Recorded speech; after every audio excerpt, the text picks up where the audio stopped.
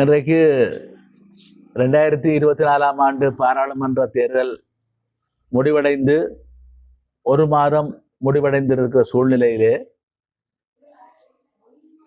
ஆட்சி மாற்றம் அல்லது மாற்றம் என்று சொன்னவர்கள் எந்த விதமான பாரிய மாறுதல்களும் இல்லாமல் மாமூலாகவே சென்று கொண்டிருக்கக்கூடிய பெருமளவிலே சென்று கொண்டிருக்கக்கூடிய சூழ்நிலையிலும், குறிப்பாக இந்திய இலங்கை ஒப்பந்தத்தின் கீழ் செய்து கொள்ளப்பட்ட அடிப்படையிலே கொண்டு வரப்பட்ட 13வது திருத்த சட்டம், அந்த மாகாண சபைகள் சட்டம் போன்றவற்றை ஒரு விடயத்தை நோக்கி இன்றைக்கு இந்தியா அவதானத்தை செலுத்தி இருக்கிறது. இலங்கையினுடைய ஜனாதிபதி புதுடெல்லிக்கு, இந்திய தலைநகர் புதுடெல்லிக்கு சென்று இந்திய பிரதமர் மாண்புமிகு நரேந்திர மோடியுடன் பேச்சுவார்த்தைகளை நடத்தி, இருதரப்பு பேச்சுவார்த்தைகளை நடத்தி திரும்பி இருக்கின்றார். டிசம்பர் மாதம் 18ஆம் தேதி தமிழினத்தினுடைய தந்தை செல்வநாயகம் அவர்களால் 1947ஆம் ஆண்டிலே பின்னர் பொது தேர்தலின் பின்னர் பலவிதமான இந்திய குடியுரிமை பறிப்பு போன்ற சட்டங்கள் எல்லாம் வந்ததை தொடர்ந்து 49ஆம் ஆண்டிலே டிசம்பர் மாதம் 18ஆம் தேதி கொழும்பு இருக்கக்கூடிய அந்த அரசாங்க எழுதிமறை சங்க மண்டபத்திலே, மருதானை அரசாங்க எழுதிமறை சங்க மண்டபத்திலே இலங்கை தமிழரசு கட்சியை தோற்றுவிக்கக்கூடிய நிலைமை அங்குரார்ப்பண கூட்டம் இடம்பெற்றது. அன்று இந்த இலங்கை தமிழரசு கட்சியினுடைய பிரதானமான ஒரு கொள்கையாக, அடிப்படை கொள்கையாக சமஷ்டி அரசியலமைப்பு, சரசு அமைப்பிலான ஒரு முறையை ஒரு கோரிக்கையாக வைப்பது என்று தீர்மானிக்கப்பட்டு 51ஆம் ஆண்டு நடைபெற்ற தேர்தலிலே, பொது தேர்தலிலே, 52ஆம் ஆண்டு நடைபெற்ற பொது தேர்தலிலே இலங்கை தமிழரசு கட்சி வடக்கு கிழக்கு மாகாணங்களிலே போட்டியிட்ட பொழுதிலும், வடக்கு மாகாணத்திலே கோப்பாய் தொகுதியிலும், அங்கே கோப்பாய் தொகுதியிலே போட்டியிட்ட அமரர் வன்னியசிங்கம் அவர்களும், அதே போல கிழக்கு மாகாணத்திலே இருக்கக்கூடிய திருகோணமலை தேர்தல் தொகுதியிலே போட்டியிட்ட அமரர் ராசபரோதம் ஐயா அவர்களுமாக 2 ஆசனங்கள் தான் இலங்கை தமிழரசு கட்சிக்கு கிடைத்தன. அதைத் தொடர்ந்து 1956ஆம் ஆண்டிலே நடைபெற்ற பாராளுமன்ற பொது தேர்தலிலே மிகப்பெரிய அளவிலே தமிழரசு கட்சி வெற்றி பெற்று ஒரு பிரதான தமிழர்களுடைய பிரதான கட்சியாக வந்திருந்தது. அதிலிருந்து தொடர்ச்சியாக இலங்கை தமிழரசு கட்சியினுடைய வகிபாகம் ஒரு பிரதானமான பங்கை வைத்திருந்தது. அது 25வது ஆண்டை கடந்து தமிழர் கூட்டணியாக 4 தமிழ் அரசியல் கட்சிகள் ஒன்று சேர்ந்து வல்வெட்டித்துறையிலே 1971ஆம் ஆண்டு பிப்ரவரி மாதம் 7ஆம் தேதி கூட்டப்பட்ட அனைத்து கட்சிகள் மாநாட்டிலே இலங்கை தமிழரசு கட்சி, அகில இலங்கை தமிழ் காங்கிரஸ், அதே போல ஈழத்தமிழர் சுயாட்சி கழகம், முன்னாள் ஊர்காவத்துறை பாராளுமன்ற உறுப்பினர் அமரர் நவரத்தினம் ஐயாவினுடைய ஈழத்தமிழர் சுயாட்சி கழகம், அதே போல அமரர் சி சுந்தரலிங்கம் ஐயா அவர்களுடைய ஈழத்தமிழர் ஒற்றுமை முன்னணி ஆகிய 4 கட்சிகள் வல்வெட்டித்துறையில் நடைபெற்ற ஒற்றுமை மாநாட்டுக்கு அழைக்கப்பட்டு இலங்கை அரசாங்கத்திடம் 9 அம்ச கோரிக்கைகள் முன்வைக்கப்பட்டு அது காலப்போக்கிலே 6 அம்ச கோரிக்கைகளாக முன்வைக்கப்பட்டிருந்த சூழ்நிலையிலே 72ஆம் ஆண்டிலே திருகோணமலையிலே மே மாதம் 22ஆம் தேதி அரசியலமைப்பு யாப்பு கொண்டு வரப்பட்ட சூழ்நிலையிலே முதல் தடவையாக அவ்வாறு கொண்டு வரப்பட்ட சூழ்நிலையின் பின்னணியிலே தான் தமிழர் கூட்டணி என்று TUF, தமிழ் யுனைடெட் ஃப்ரண்ட் என்கின்ற தமிழர் கூட்டணி என்ற ஒரு அரசியல் கட்சியாக, அரசியல் முன்னணியாக இலங்கை தமிழரசு கட்சி, அகில இலங்கை தமிழ் காங்கிரஸ், அதே போல இலங்கை தொழிலாளர் காங்கிரஸ், மலையக கட்சி, இலங்கை தொழிலாளர் காங்கிரஸ் ஆகிய 3 கட்சிகள் ஒன்றாக இணைந்து தமிழர் கூட்டணி உருவாகியது. இன்றைக்கு 75 ஆண்டுகள் கடந்த சூழ்நிலையிலும் இன்றைக்கு இலங்கை தமிழரசு கட்சி தனித்து தேர்தலில் போட்டியிட்டு 8 பாராளுமன்ற உறுப்பினர் பதவிகளை பெற்றிருக்கிறது. ஆகவே நாங்கள் எல்லாருமே ஆக குறைந்த அடிப்படை கோரிக்கையாக இருந்து கொண்டிருக்கக்கூடிய இன்று வரை இருக்கக்கூடிய ஒரு கோரிக்கை, அது பார்த்தோமாக இருந்தால் சமஸ்தி என்று சொல்கிறார்கள், ஃபெடரலிசம்.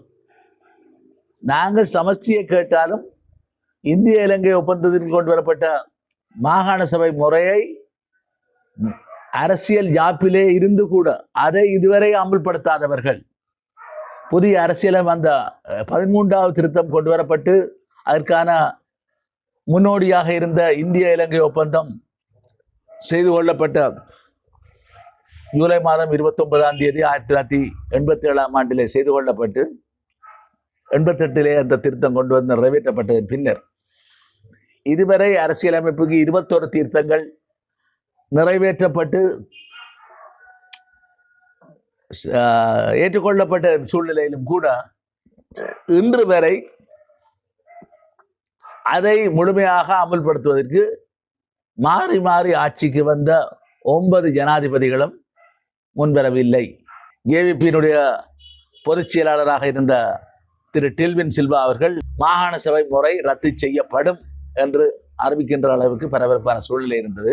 இப்பொழுது இந்தியாவுக்கு தன்னுடைய விஜயத்தின் பொழுது கூட இந்திய பிரதமரை சந்தித்து பேசிய பொழுது கூட மாண்புமிகு அனுரகுமார் திசாநாயக்கா அவர்கள் திட்டவட்டமான வாக்குறுதிகள் எதையும் வழங்கவில்லை. தேர்தல் அடுத்த ஆண்டு நடைபெறும் என்று சொல்லியிருக்கிறார். ஒரு புதிய அரசியலமைப்பு கொண்டு வரப்படும் என்று சொல்லியிருக்கிறார்கள். புதிய அரசியலமைப்பு ஒரு பழைய மொந்தையிலே புதிய கல் போல் இருக்குமே ஒழிய எந்த விதமான மாறுதலும் இருக்கக்கூடிய வாய்ப்புகள் இல்லை. ஆகவே நாங்கள் ஒரு மிகப்பெரிய இனப்படுகொலையை 2009ஆம் ஆண்டு மே மாதம் 18ஆம் தேதி மிக கோரமாக முடிவடைந்த இந்த போரின் தொடர்ந்து நாங்கள் அவ்வாறான ஒரு நிலைமையை எதிர்கொண்டும் கூட இதுவரை எங்களுக்கு சர்வதேச ரீதியாக நீதி கிடைக்கவில்லை. இதே போல இதற்கான ஈடுசெய் நீதி, பரிகார நீதி, ரெமெடியல் ஜஸ்டிஸ் என்று சொல்வார்கள், கிடைக்கவில்லை. இந்த சூழ்நிலையின் பின்னணியிலே இலங்கைக்குள்ளே இவர்கள் சொல்கின்ற இந்த ஒற்றை ஆட்சியை வைத்துக்கொண்டு அதற்குள்ளே ஒரு தீர்வை பற்றி நாங்கள் பேசிக் கொண்டிருக்க போகின்றோம் என்றால் ஈழத்தமிழர்களை பொறுத்தளவிலே நாங்கள் ஒரு வெறும் முட்டாள்களாக இருக்கத்தான் இருக்க முடியும். ஆகவே இந்த வகையிலே தான் பாராளுமன்ற தேர்தல்கள் முடிவடைந்திருக்கின்றன. இந்த பாராளுமன்ற தேர்தல்களும் கூட எங்களுக்கு ஈழத்தமிழர்களுக்கு ஒரு கசப்பான அனுபவங்களை கொடுத்திருக்கிறது. முதல் தடவையாக ஒரு இனவாதத்தை சிந்தனையாக கொண்ட ஜேவிபி உள்ளடக்கிய, பெரும்பான்மையாக உள்ளடக்கிய தேசிய மக்கள் சக்தி மிகப்பெரிய 3/2 பெரும்பான்மைக்கு மேலாக 225 பாராளுமன்ற உறுப்பினர்களே 159 பேரை வெற்றி கொள்கின்ற அளவுக்கு அவர்கள் வெற்றி கொண்டிருக்கிறார்கள். அவ்வாறு கொண்டதன் பின்னர் கூட அவர்களுடைய சிந்தனையிலே பாரிய மாற்றங்கள் இல்லை. அவர்கள் இந்த ஒற்றையாட்சியை வைத்துக் கொண்டுதான் குண்டு சட்டிக்குள்ளே குதிரை ஓடுவது போல அவர்களுடைய சிந்தனை சென்று கொண்டிருக்கின்ற காரணத்தால் நாங்கள் ஒரு தெளிவான சிந்தனைக்கு வர வேண்டும். ஒரு மீள நிகழாமையை செய்யக்கூடிய விதத்திலே இதுவரை அந்த ஒப்பந்தங்களிலே கையெழுத்திட இலங்கையினுடைய முன்னாள் பிரதமராக இருந்த கௌரவ ரணில் விக்ரமசிங்க அவர்கள் மறுத்திருந்தார்கள். நான் கையெழுத்து வைக்காத காரணத்தால் தான் இன்றைக்கு சர்வதேச குற்றவியல் நீதிமன்றம், இன்டர்நேஷனல் கிரிமினல் கோர்ட்டுக்கு இலங்கை அழைத்து செல்லப்படவில்லை என்று பெருமிதம் கூறக்கூடிய அளவுக்கு இருந்திருக்கிறது.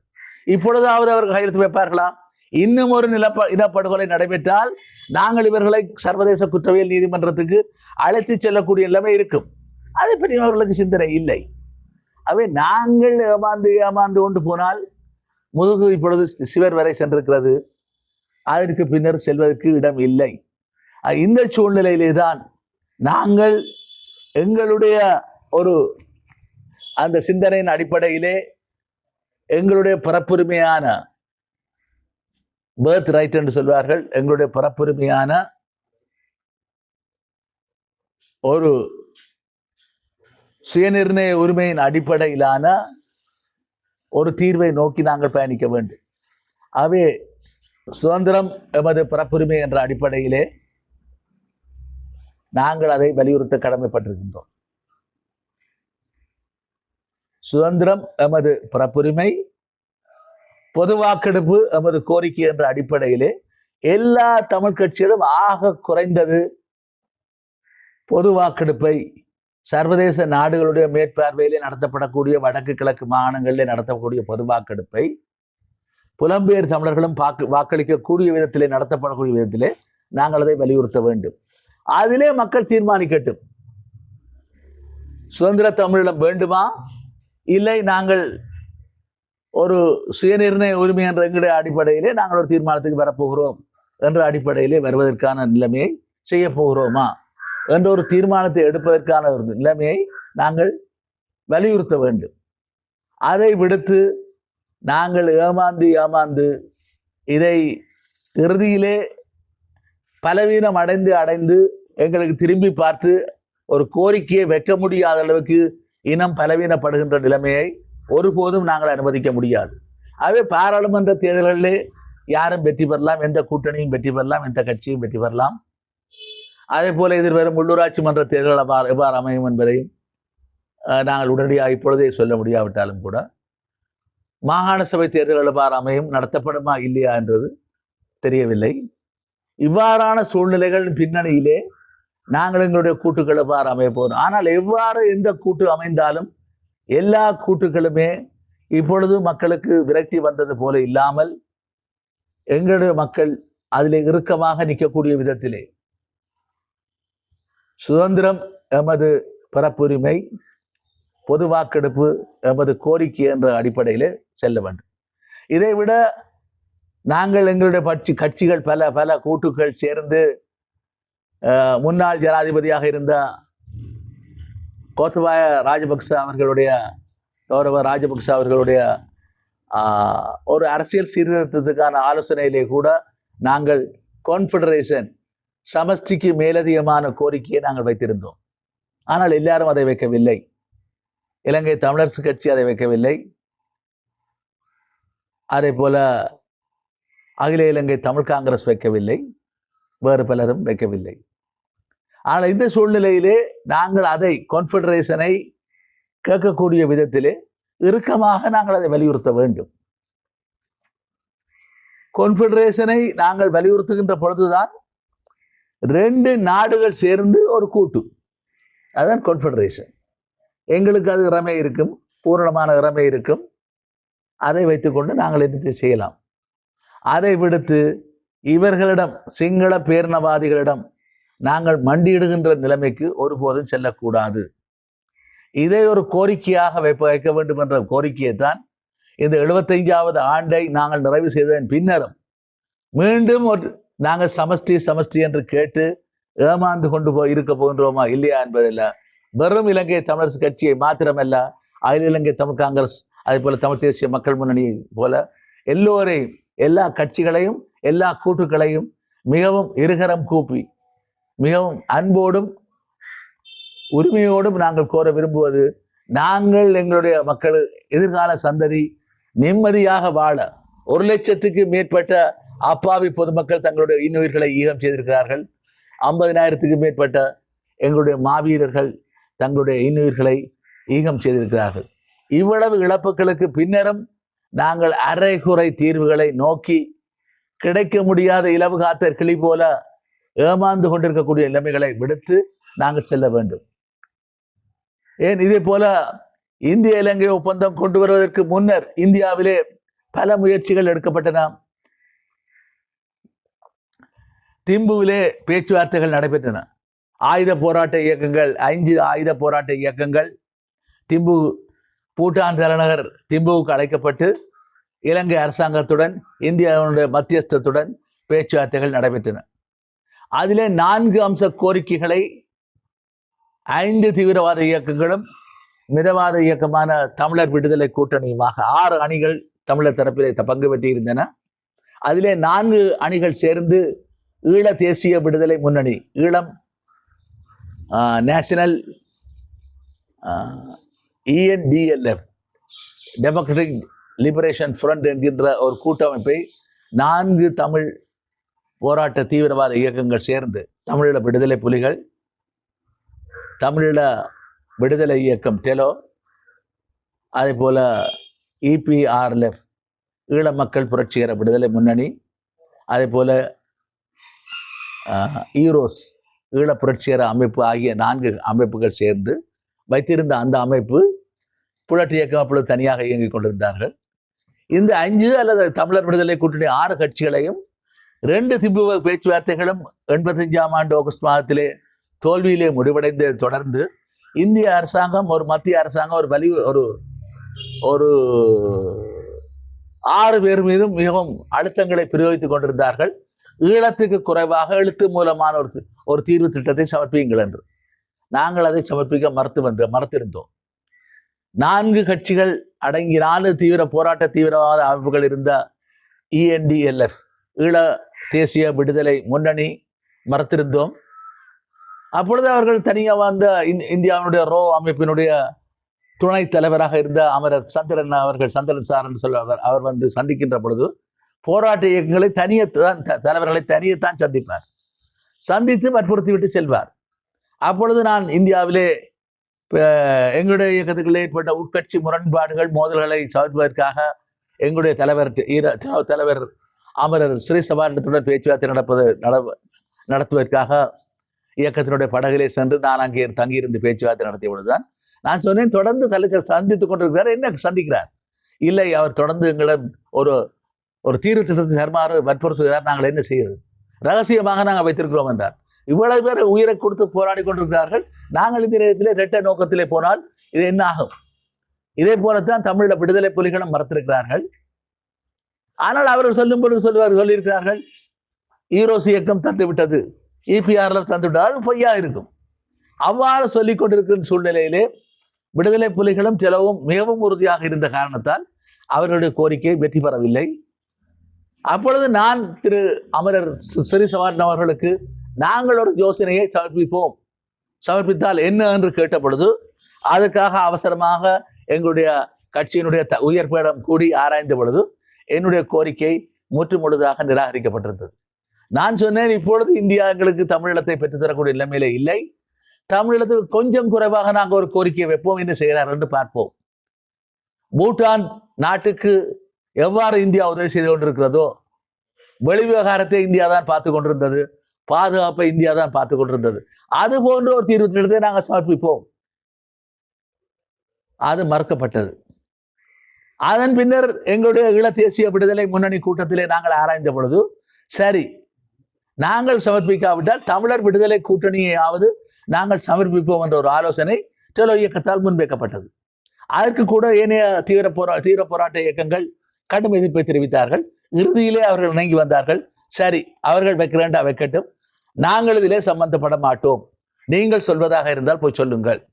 சரி என்று நாங்கள் அதை எங்களுடைய கட்சியினுடைய உயர்விடம் அந்த தீர்மானத்தை எடுத்து நாங்கள் தனியாக தமிழர் விடுதலை கூட்டணியுடைய தலைவர்களை சந்தித்து அவர்களுக்கு இதை வையுங்கள் என்ற யோசனையை கொள்வோம் என்று திறவனுடைய தலைவராக இருந்த அமரர் ஸ்ரீசபாரட்னம் அவர்கள், அப்பொழுது திருகோணமலையிலே மூதூரினுடைய முன்னாள் பாராளுமன்ற உறுப்பினராக இருந்த அமரர் தங்கத்துரை ஐயா அவர்கள் அப்பொழுது டெலோ இயக்கத்துடன் சேர்ந்து பணியாற்றி கொண்டிருந்தார்.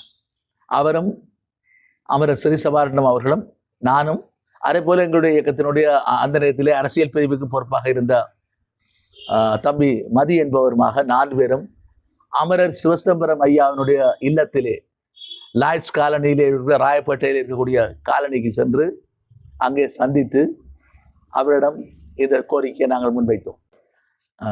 அனைவருக்கும் வணக்கம். இந்த அவசரமான விசேஷ ஊடக சந்திப்பை நடத்துவதனுடைய பிரதான நோக்கம், இன்றைக்கு 2024ஆம் ஆண்டு பாராளுமன்ற தேர்தல் முடிவடைந்து 1 மாதம் முடிவடைந்திருக்கிற சூழ்நிலையிலே ஆட்சி மாற்றம் அல்லது மாற்றம் என்று சொன்னவர்கள் எந்த விதமான பாரிய மாறுதல்களும் இல்லாமல் மாமூலாகவே சென்று கொண்டிருக்கக்கூடிய பெருமளவிலே சென்று கொண்டிருக்கக்கூடிய சூழ்நிலையிலும் குறிப்பாக இந்திய இலங்கை ஒப்பந்தத்தின் கீழ் செய்து கொள்ளப்பட்ட அடிப்படையிலே கொண்டு வரப்பட்ட 13வது திருத்த சட்டம், அந்த மாகாண சபைகள் சட்டம் போன்றவற்றை ஒரு விடயத்தை நோக்கி இன்றைக்கு இந்தியா அவதானத்தை செலுத்தி இருக்கிறது. இலங்கையினுடைய ஜனாதிபதி அதிமேதகு அவர்கள் புதுடெல்லிக்கு, இந்திய தலைநகர் புதுடெல்லிக்கு சென்று இந்திய பிரதமர் மாண்புமிகு நரேந்திர மோடியுடன் பேச்சுவார்த்தைகளை நடத்தி, இருதரப்பு பேச்சுவார்த்தைகளை நடத்தி திரும்பி இருக்கின்றார். சரி, நாங்கள் இதை ஒரு கோரிக்கையாக நான் சொன்னேன், இவர் ஜே.ஆர். ஜெயவர்தனாவை ஒரு செப்பு சல்லிக்கு நாங்கள் நம்ப முடியாது, அவரை நம்பி நாங்கள் இதை செய்யவில்லை. ஆனால் இந்தியா வற்புறுத்துகிறது, எங்கள் பக்கம் நியாயம் இருக்கிறது என்பதை காட்டுவதற்காக தமிழர் தரப்பில் இருந்து ஒருவராவது இந்த பந்தை, எங்களுடைய பக்கத்துக்கு கோட்டுக்குள்ளே வந்த பந்தை அடுத்த தரப்புக்கு அடிக்க வேண்டும் என்பதுதான் எங்களுடைய நோக்கம். இல்லாவிட்டால் எங்களுக்கு ஒவ்வொரு நாளும் பொழுதும் எங்களுடைய இளைஞர்களும் பொதுமக்களும் உயிர் தியாகம் செய்து கொண்டிருக்கிறார்கள். இந்த தியாகத்தின் மத்தியிலே நாங்கள் சோரம் போய் ஏமாறுவதற்கு தயாராக இல்லை. ஆனால் இது ஒரு ராஜதந்திர ரீதியான ஒரு முயற்சியாகத்தான் இதை நாங்கள் உங்களிடம் முன்வைக்கிறோம். அமர சிவசுப்பிரமணியம் ஐயாவிடம் கூறிய பொழுது அவரும் அதை ஏற்றுக்கொண்டு தாங்கள் அதை முன்வைப்பதாக கூறி, நாங்கள் இந்த சந்திப்பு டிசம்பர் மாதம் 1வது வாரத்திலே 1985ஆம் ஆண்டிலே நடைபெற்றது. டிசம்பர் மாதம் டிசம்பர் 19 டிசம்பர் 19 ப்ரொபோசல்ஸ் என்று சொல்லப்படுகின்ற ஒரு தீர்வு திட்ட யோசனையை தமிழர் விடுதலை கூட்டணி 57 பக்கங்களிலே முன்வைத்தார்கள். அந்த இதுதான் காலப்போக்கிலே இந்திய இலங்கை ஒப்பந்தத்துக்கு அடிப்படையாகவும் சர்வகட்சி மாநாடு 86 நடைபெற்ற சர்வகட்சி மாநாட்டுக்கு அடிப்படையாகவும் அமைந்தது அந்த விடயம்தான். ஆகவே விடுதலை போராட்ட இயக்க வீரர்களால் ஒரு ராஜதந்திர நகர்வை வைக்க முடியாது என்ற விடயத்தை உடைத்தறிந்து தலைவர் இயக்கம் ஏனைய இயக்கங்களுடைய ஆதரவையும் பெற்று நாங்கள் தமிழர் விடுதலை கூட்டணி முன்னர் வைத்திருந்தோம். இன்றைக்கு கொண்டு வரப்பட்டு 87ஆம் ஆண்டில் நிறைவேற்றப்பட்ட அந்த திட்டம் இன்றைக்கு 2024ஆம் ஆண்டு முடிவடைகின்ற சூழ்நிலையிலும் கூட இது எங்களுக்கு எட்டாக்கனியாகத்தான் இருந்து கொண்டிருக்கிறது. இந்த சூழ்நிலைகளை எல்லாம் புரிந்து கொண்டுதான் நாங்கள் இப்பொழுது இதை ஒரு கான்ஃபெடரேஷன் என்கின்ற ஒரு விடயத்தை, கூட்டு இணைப்பாட்சி ஒரு சாதாரண விடயம் அல்ல. விடுதலை புலிகள் இலங்கை அரசாங்கத்துடன் பேச்சுவார்த்தை நடத்தி கொண்டிருந்த போராட்டங்கள் நடைபெற்ற பொழுது, அடிக்கடி பேச்சுவார்த்தைகள் வந்திருந்த பொழுது கூட லண்டனிலே இருக்கக்கூடிய ஒரு சட்ட நிபுணர் குழு, அது சிங்களவர்களை தலைவராக கொண்ட சட்ட நிபுணர் குழு ஒன்று ஒரு தீர்வு யோசனையை அன்றைய ஜனாதிபதி திருமதி சந்திரிகா பண்டாரநாயக்கா அவர்களுக்கும் தமிழீழ தேசிய தலைவர் மேதகு பிரபாகரன் அவர்களுக்கும் அனுப்பி வைத்திருந்தார்கள். கான்ஃபெடரேஷன் ஒரு தீர்வு திட்ட யோசனை அனுப்பி வைக்கப்பட்டிருந்தது. அதிலே 4 வருடத்துக்கு ஒரு தடவைகள் ஜனாதிபதி தேர்தல் நடத்தப்படும். 4 வருடத்துக்கு ஒரு தடவை ஈழத்தமிழர் ஒருவர் ஜனாதிபதியாக இருந்தால், சிங்களவர் ஒருவர் ஸ்ரீலங்காவை சேர்ந்த ஒரு துணை ஜனாதிபதியாக இருப்பார். அவர்கள் ஜனாதிபதியாக இருக்கிற பொழுது நாங்கள் துணை ஜனாதிபதியாக இருப்போம் என்ற ஒரு யோசனை, ஒரு உயர்ந்தபட்ச யோசனை சமர்ப்பிக்கப்பட்டிருந்தது. ஆனால் அது அங்கே ஒருவராலும் முன்னெடுக்கப்படவில்லை. இந்த விடயத்தை தான் 1900 முள்ளிவாய்க்காலிலே மிக கோரமாக போர் முடிவடைந்ததை தொடர்ந்து 2009ஆம் ஆண்டிலே முடிவடைந்ததை தொடர்ந்து மஹிந்த ராஜபக்ச அவர்கள் ஜனாதிபதி தேர்தலிலே போட்டியிட்ட பொழுது மஹிந்த ராஜபக்சவையா அல்லது சரத் பொன்சவையா ஆதரிப்பது என்று தமிழர் தேசிய கூட்டமைப்பு தீர்மானிக்க இருந்த சூழ்நிலையிலே தான் நாங்கள் கடுமையாக எங்களுடைய அந்த தமிழ் தேசிய கூட்டமைப்புகளிலிருந்து எதிர்ப்பு தெரிவித்தோம். 2 கொலைகாரர்களையும் இனப்படுகொலையாளிகளையும் ஆதரிக்க முடியாது, நாங்கள் மறக்க வேண்டும். இது எங்களுக்கு எதிர்காலத்தில் கிடைக்கக்கூடிய நீதியையோ நியாயங்களையோ பெறுவதற்கு தடையாக அமைந்துவிடும் என்று சொன்னப்பட்ட பொழுதிலும் கூட 22 பாராளுமன்ற உறுப்பினர்களை தமிழ் தேசிய கூட்டமைப்பிலே அந்த கூட்டம் ஜனவரி மாதம் 6ஆம் தேதி 2010ஆம் ஆண்டு நடைபெற்றது. 2009ஆம் ஆண்டு டிசம்பர் மாதம் 17ஆம் தேதி தான் அந்த நியமன பத்திரங்கள், ஜனாதிபதி தேர்தலுக்கு ஒரே ஒரு நாள் தான் நியமன பத்திரங்கள் தாக்கல் செய்யப்பட்டது. அது தாக்கல் செய்ய போகின்றோம் என்று சொன்ன பொழுது கூட அமரர் சம்பந்தன் ஐயா அவர்கள் அதை கண்டுகொள்ளவில்லை. நான் அதன் பின்னர் தான் நான் சொன்ன பொழுது கூட அப்பொழுது அமரர் சம்பந்தன் ஐயா அவர்கள் வியன்னாவுக்கு புறப்பட்டு சென்றார் பேச்சுவார்த்தைக்காக.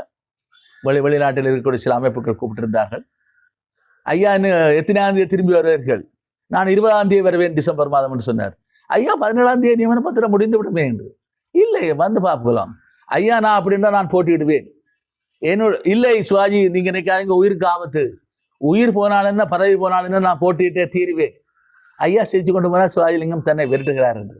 நான் 17ஆம் தேதி திட்டமிட்டபடி சுயேட்சை வேட்பாளராக இலங்கை ஜனாதிபதி தேர்தல் சட்டத்தின் கீழ் ஒரு சுயேட்சையாக ஒருவர் போட்டியிடுவதாக இருந்தால், கட்சி சார்பிலே போட்டியிடுவதாக இருந்தால் 35 பேருக்கு மேற்பட்ட 30 பேருக்கு மேற்பட்டவர் போட்டியிட முடியும். சுயேட்சையாக போட்டியிடுவதாக இருந்தால் ஒரு பாராளுமன்ற உறுப்பினர் அல்லது ஒரு முன்னாள் பாராளுமன்ற உறுப்பினர் போட்டியிட முடியும். அந்த அடிப்படையிலே நான் போட்டியிடுவதற்கு நியமன பத்திரங்களை தாக்கல் செய்துவிட்டு டிசம்பர் மாதம் 18ஆம் தேதி 2009ஆம் ஆண்டிலே தந்தை செல்வாவுடைய சிலைக்கு வந்து அஞ்சலி செலுத்தி விட்டு மலர் மாலை அணிந்து அஞ்சலி செலுத்திய பொழுது கூட திரு CVK சிவஞானம் ஐயா அவர்கள், திரு குருணாம் ஐயா போன்றவர்கள் எல்லாம் அவங்க தள்ளி சென்றார்கள். வேலையிலே ரோட்டுக்கு அடுத்த பக்கம் ஏதோ ஒரு துரோகி வந்து விட்டால், ஒரு கெட்டவர் வந்து விட்டார் என்பது போல அந்த தந்தை செல்வாவுடைய நினைவாலயத்துக்கு தமிழரசு கட்சியை சேர்ந்தவர்களை விட அதிக அளவு பணத்தை ஒதுக்கீடு செய்து ஒரு பக்கத்திலே ஒரு பாலம் போட்டு செய்வது போன்ற பல அபிவிருத்தி திட்டங்களுக்கு செய்த நான் அன்றைக்கு 22 பேர்ல நான் ஒருவன் தான் மலர் மாலை அணிவித்திருந்தேன். 22 பேர்ல ஒருவன் தான் 2010ஆம் ஆண்டு 2009ஆம் ஆண்டு டிசம்பர் மாதம் 18ஆம் தேதி அஞ்சலி செலுத்தியவர்களே நான் ஒருவன் தான். இதே போல 25வது வெள்ளி விழா நடைபெறுகின்ற பொழுது அமரலிங்கம் ஐயா தலைமையிலே பெரிய கொண்டாட்டங்கள் எல்லாம், ஒரு வெள்ளி விழா மலர் வெளியிட்ட பொழுதெல்லாம் நாங்கள் மாணவர்களாக இருந்து பங்கு பெற்றியவர்கள். அதே போல 50வது ஆண்டு நடைபெற்ற அந்த நிறைவு நேரத்திலும் பொன் விழா நேரத்திலே கூட வன்னியிலே இருந்த ஆணையரவு முகாமை கைப்பற்றுவதற்காக விடுதலை புலிகள் மிக பாரிய இராணுவ நடவடிக்கைகளில் ஈடுபட்டுக் கொண்டிருந்த பொழுது யாழ்ப்பாண வீதி அருகிலே இருக்கக்கூடிய, யாழ்ப்பாணத்திலே சிங்கள மகாவித்தியாலயத்துக்கு முன்னால் இருக்கக்கூடிய என்னுடைய அலுவலகத்திலே அந்த ஆஸ்பத்திரி வீதியால் இரவு பகலாக பீரங்கிகள் தொடக்கம் எல்லாமே வெடிமருந்துகள் எடுத்துக்கொண்டு செல்லப்படுகின்ற உச்சக்கட்ட போர் நின்றது டிசம்பர் மாதம் அளவிலே. அப்பொழுது தந்தை செல்வாவினுடைய அந்த சிலைக்கு ஏணிப்படிகள் கூட இல்லை, ஏணிகளை எடுத்து சென்று வைத்து மலர் மாலை அணிவித்தவன் நான். 50வது பொன் விழாவுக்கு, 60வது வைர விழாவுக்கு, 75வது பவள விழாவுக்கு நான் அதை அணிவிக்க முடியாத அளவுக்கு என்னுடைய சோதனை இருந்து விட்டது. அன்றைக்கு மாலை அணிவித்து விட்டு இந்த சமஷ்டி கோரிக்கை இன்றுடன் கைகள் விட்டு நாங்கள் கான்ஃபெடரேஷன் கூட்டு இணைப்பாட்சி, கூட்டு சமஷ்டி என்கின்ற விடயத்தை கேட்க வேண்டும் என்ற நோக்கத்தில் வைத்திருந்தேன். அந்த அடிப்படையிலே தான் இன்றைய இந்த பத்திரிகையாளர் சந்திப்பை நான் நடத்தி இருக்கின்றேன். ஆகவே இந்த வகையிலே நாங்கள் இதை ஒரு கோரிக்கையாக வைத்துக்கொண்டு முன்னோக்கி செல்ல வேண்டும். வெறுமனே அவர்கள் போடுகின்ற, நாங்கள் குண்டு சட்டிக்குள்ளே குதிரை ஓடிக்கொண்டு அவர்கள் போடுகின்ற நிகழ்ச்சி நிரல்களிலே இருந்து கொண்டு, இன்றைக்கு பார்த்தோமாக இருந்தால் பிரதமராக இருக்கக்கூடிய திருமதி ஹரணி அமரசூரியா அவர்கள் என்ன சொல்லுது, அவர் எழுதிய இன்றைக்கு அவர் ஒரு கலாநிதி பட்டத்தை பெற்றிருக்கிறார். அந்த கலாநிதி பட்டத்தை எழுதுவதற்கான TCS என்று சொல்லப்படுகின்ற ஆராய்ச்சி கட்டுரையை JVP இனவரின் நடவடிக்கைகள் என்றுதான் அவர் எழுதியிருக்கின்றார். அவ்வாறு எழுதியவர் அன்றைக்கு அவர் பிரதமராக இருக்கின்றார். இதெல்லாம் அவங்களுக்கு தெரிஞ்சு கொண்டு நாங்கள் திருப்பி போய் ஏமாற போகிறோமா, ஏமாந்து கொண்டு இருக்க போகின்றோமா? அது 11, 10 ஆகி 9 ஆகி இப்பொழுது கடந்த தேர்ந்த கட்டறுப்பது போல 5ஆக வந்து இன்றைக்கு இருக்கக்கூடிய பாராளுமன்ற உறுப்பினர்கள் இன்றைக்கு அந்த 3 பேர் வந்ததில் பொழுது வேகத்திலேயே இப்பொழுது அதனுடைய இது அடங்கி கொண்டு போய் கொண்டிருக்கிறது. ஏனையவர்களுடைய குரல்கள் தான் ஒலித்துக் கொண்டிருக்கின்றன. ஆகவே அதுவும் காலப்போக்கிலே அமர்த்தப்படக்கூடிய வாய்ப்புகள் இருக்கின்றன. இந்த அடிப்படையிலே தான் நாங்கள் இதை ஒரு கோரிக்கையாக எல்லா அணிகளும் 10 கட்சி 20 கட்சி இருக்கோ, 10 கூட்டணிகள் இருங்கள், பரவாயில்லை. ஆனால் எல்லாம் சேர்ந்து நாங்கள் மிகப்பெரிய அளவிலே ஒரு இறுக்கமான கோரிக்கையை வைப்பதன் ஊடாகத்தான் ஈழத்தமிழ் மக்கள் எதிர்காலத்திலே ஒரு ஒரு சுவீட்சமாக இந்த இலங்கை தீவிலே 400 ஆண்டுகளுக்கு முன்னர் பறிபோன எங்களுடைய ஆட்சி இன்றைக்கு மீண்டும் அதை நாங்கள் பறிகொடுத்து இருக்கின்றோம். அதை அந்த இழந்து போன அந்த இறமையை, அந்த இழந்து போன அந்த விடயங்களை, சுய நிர்ணய உரிமையை, செல்ஃப் டிட்டர்மினேஷன் என்ற விடயத்தை நாங்கள் எங்களுடைய கைகளிலே இருக்கக்கூடிய விதத்திலே நாங்கள் எங்களுக்கான அந்த நாங்கள் ஒரு என்றைக்குமே நாங்கள் 400 ஆண்டுகளுக்கு முன்னர் தனி ராஜ்யமாகத்தான் இருந்தோம். அந்த அடிப்படையிலே அந்த ராஜ்யத்தை நோக்கிய கனவை, இவ்வளவு பேருடைய உயிர் தியாகத்தை நாங்கள் பற்படக்கூடிய விதத்திலே நாங்கள் எங்களுடைய அரசியல் திட்டங்களை வகுப்ப வேண்டும் என்ற பகிரங்க வேண்டுகோளைத்தான் இந்த ஊடகத்தின் வாயிலாக நான் விடுக்க விரும்புகின்றேன். எல்லோருடைய நடவடிக்கைகளும் அதை நோக்கித்தான் அமையும். அது உள்ளூராட்சி தேர்தலாக இருக்கட்டும், அது மாகாண சபை தேர்தலாக இருக்கட்டும், எந்த தேர்தலாக இருக்கட்டும், நாங்கள் அதை நோக்கி பயணிக்க வேண்டும். அதை எல்லோரும் அதை அமர பரிசீலித்து அதை நோக்கி புலம்பெயர் தேசங்களிலே இருக்கக்கூடியவர்களும், ஈழத்திலே இருக்கக்கூடிய ஈழத்தமிழர்கள் மத்தியிலே இருக்கக்கூடிய அத்தனை தமிழ் தேசிய அரசியல் அணிகளும், அதே போல தாய் தமிழகத்திலே இருக்கக்கூடிய கட்சிகளும், தமிழக கட்சிகளுமாக இந்த கோரிக்கையை முன்வைக்க வேண்டும். 2013ஆம் ஆண்டிலே அமரர் செல்வி ஜெயலலிதா அவர்கள் ஒரு தனிநாட்டு கோரிக்கையை மிகப்பெரிய அளவிலே வைத்து சட்டசபையிலே, தமிழ்நாடு சட்டமன்றத்திலே ஒரு ஏகமனதான தீர்மானத்தை நிறைவேற்றியிருந்தார். நாங்கள் கடந்த ஆண்டு ஜனவரி மாதம், இந்த ஆண்டு ஜனவரி மாதம் நாங்கள் ஒரு தமிழ்நாட்டிலே தமிழக கட்சிகள் ஒரு மாநாட்டை கூட்டி அந்த மாநாட்டிலே ஒரு தீர்மானத்தை நிறைவேற்றி இருக்கின்றோம். அது தமிழ்நாடு மக்களுடைய ஒரு பொதுவான ஒரு நிலைப்பாடு என்கின்ற அந்த விடயத்தை நாங்கள் நிறைவேற்றி இருக்கின்றோம். அந்த அடிப்படையிலே தான் இப்பொழுது கூட அண்மையிலே புதிதாக ஆரம்பிக்கப்பட்ட நடிகர் விஜய் அவர்களுடைய கட்சியான தமிழ்நாடு வெற்றி கழகம் அந்த தீர்மானத்தை ஏற்றுக்கொண்டு அவர்கள் தீர்மானத்தை நிறைவேற்றி இருக்கிறார்கள் அவருடைய தேசிய மாநாட்டிலே, அவருடைய மாநில மாநாட்டிலே.